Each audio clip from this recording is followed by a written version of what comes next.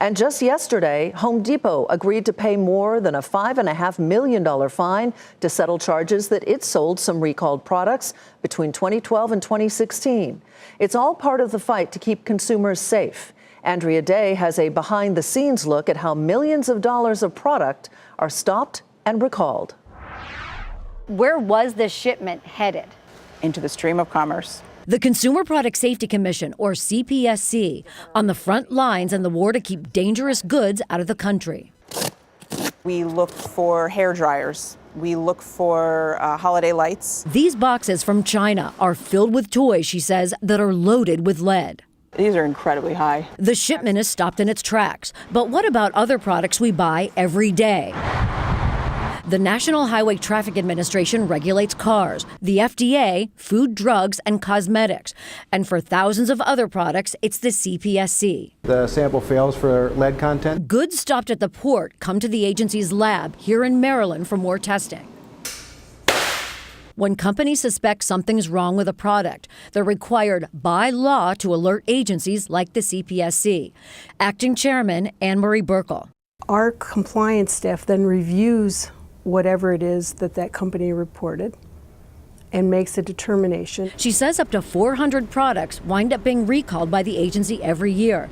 But how many consumers find out?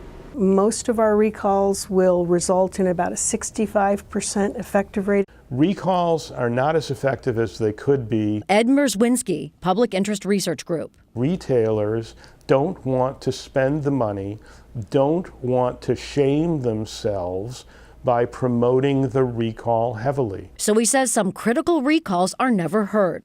IKEA recalled millions of dressers last year after 4 children died when they fell over. 29 million products that had been sold to consumers. Less than 500,000 consumers either got a refund or special screws to anchor it to the wall. IKEA tells us it, quote, has been working with the CPSC on the recall of millions of chests and dressers that did not comply with the U.S. voluntary industry standard.